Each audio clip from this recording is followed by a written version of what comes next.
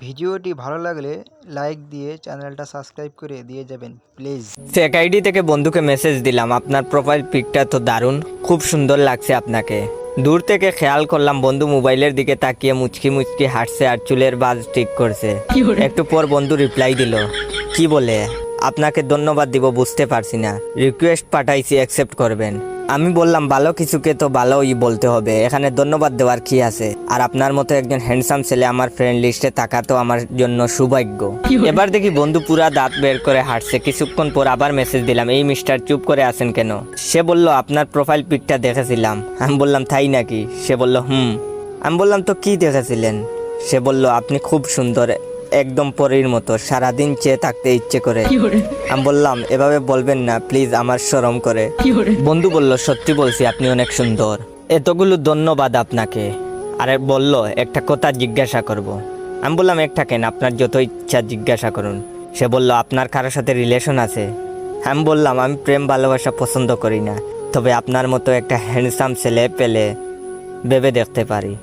এবার দেখি বন্ধু মোবাইলকে কিস করতেছে। আমি ডাটা অফ করে বন্ধুর কাছে গেলাম। বন্ধু আমাকে দেখে গুনগুন করে গান গাইতে শুরু করলো। প্রেম সবারই জীবনে আসে, আমারও জীবনে প্রেম এসেছে, কেউ আমাকে ভালোবেসেছে, কেউ আমাকে ভালোবেসেছে।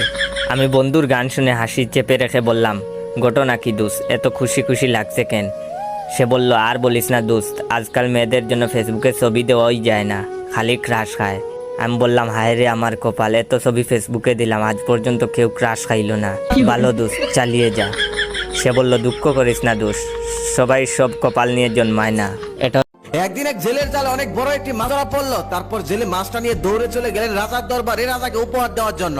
রাজা মাছটা পেয়ে অনেক খুশি হলো, কারণ সেই রাজা আবার মাছ অনেক পছন্দ করতো। তারপর রাজা খুশি হয়ে তাকে 500 টাকা পুরস্কার দিলেন। তারপর জেলে সেখান থেকে খুশি হয়ে চলে আসতে লাগলো। রাজার পাশ থেকে রানী বলতেছে, এই সামান্য মাছটার জন্য আপনি জেলেকে 500 টাকা দিলেন, আপনি বরং খুশি হয়ে তাকে 80 থেকে 100 টাকা দিতে পারতেন। এখনই মাছটা ফেরত দেন আর 500 টাকা ফেরত নেন। তখন রাজা বলতেছে, কি বলো রানী, রাজার কথা নড়চড় করা অসম্ভব, আর এটা রাজ দরবারের মান সম্মানের ব্যাপার। তখন রানী বলতেছে, আমি আপনাকে একটা বুদ্ধি দিই, সেই বুদ্ধি অনুযায়ী কাজ করলে আপনার মান সম্মানও যাবে না, মাছও জেলে ফেরত নেবে, টাকাও ফেরত দিবে। তখন রাজা বলল, কি বুদ্ধি? তখন রানী বলতেছে, আপনি জেলেকে ডাক দিন, ডাক দিয়ে বলবেন তোমার এই মাছটা পুরুষ না মহিলা।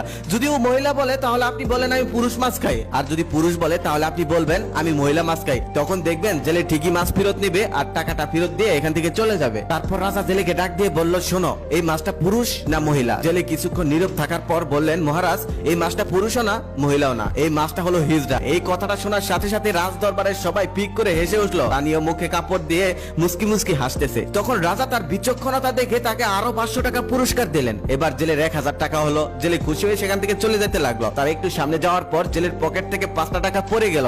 জেলে আবার সেই টাকাটা তুলে চুমু দিয়ে কপালে ঠেকিয়ে পকেটে রেখে দিল। তখন মহারানী রাজাকে বলতেছে, দেখুন দেখুন ওই জেলেটা কত লোভী, আপনি ওকে 1000 টাকা দিলেন, তারপরেও সে 5টা টাকার লোভ সামলাতে পারলো না। রাজা তখন বলল, ঠিকই তো বলেছ।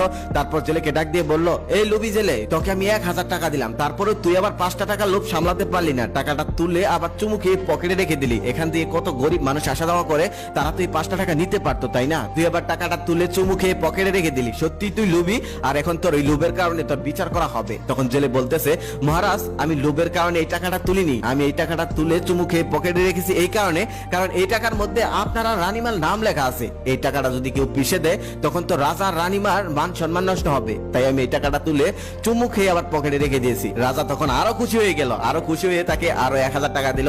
এবার জেলে 2000 টাকা হলো। জেলে খুশি হয়ে সেখান থেকে চলে গেল। জেলে চলে যাওয়ার পর রাজা মন্ত্রীকে ডেকে বলতেছে, মন্ত্রী আজকে সারা রাতে ঢোল পিটিয়ে ঘোষণা করে দাও, কোন শালা যেন বইয়ের বুদ্ধিতে না চলে, আর এটাও বলে দিও বইয়ের বুদ্ধিতে চললে 500 টাকার জায়গায় 2000 টাকা গচ্ছা যাবে। ভাই আমি যার কাছ থেকে এই ঘটনাটা শুনছি তিনি একজন কবিরাজ, তার নাম মানিক, বয়স 29 বছর। সে সাধারণত বড়শি দিয়ে মাছ ধরে এবং সেই মাছ বাজারে বিক্রি করে জীবিকা নির্বাহ করে। আমি মুসলিম পরিবার থেকে, আমার দাদা 5 ওয়াক্ত নামাজ আদায় করত এবং কিছুটা কবিরাজি করত, এভাবেই তিনি অনেকটা প্রসিদ্ধ হয়ে গেছে। আবার আমার বয়স যখন 19 বছর তখন দাদা আমাকে কিছুটা কবিরাজি শিক্ষা দিতে থাকে। আমারও অনেকটা আগ্রহ ছিল, তাই আমিও শিখতে থাকলাম। এভাবেই আমার দাদা আমাকে পুরোটা শিখিয়ে দিল। আমার যখন 23 বছর তখন আমার দাদা মারা যায়, কিন্তু তিনি মারা যাওয়ার আগে আমাকে একটা কথা বলে যান যে তিনি আমাকে যে শিক্ষা দিয়েছে এই শিক্ষা যেন আমি কোনো খারাপ কাজে ব্যবহার না করি, আর সর্বদা যেন মানুষের সাহায্য করি।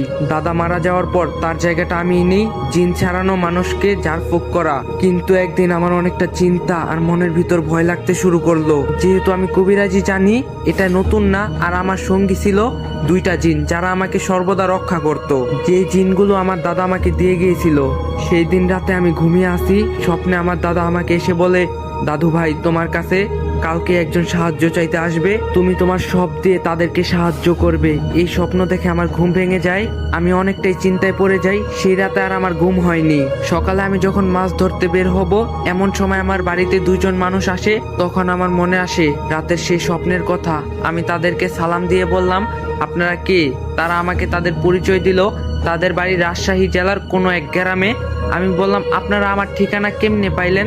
তাদের মাঝে একটি মহিলা বলল, গতকাল রাতে স্বপ্নে একটা বয়স্ক বুড়ো হুজুর মানুষ আপনার ঠিকানা আমাকে বলছে, সেই ঠিকানা অনুসরণ করে আমরা এখানে এসেছি। আমি তাদেরকে বসতে বললাম, তারাও বসলো, এবং মহিলাটি আমার কাছে কেঁদে কেঁদে বলল, আমার মেয়েকে বাঁচান।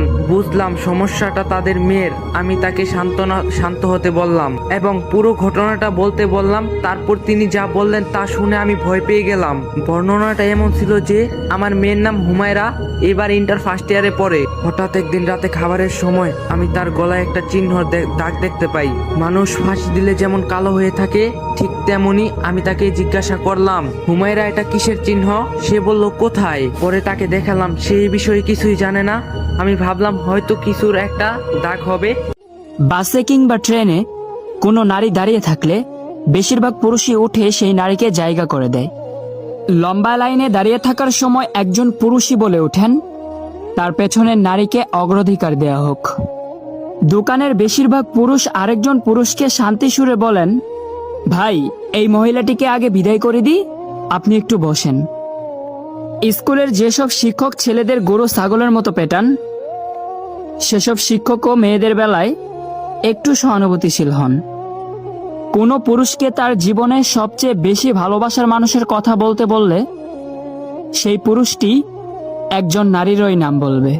হ্যাঁ, কিন্তু কট্টর নারীবাদ পুরুষের এই ব্যাপারগুলোকে শ্রদ্ধা করে না, বরং অস্বীকার করে। তারা ভাবে পুরুষ মানেই ধর্ষক, পুরুষ মানেই নির্যাতনকারী, পুরুষ মানেই দেহপ্রেমী।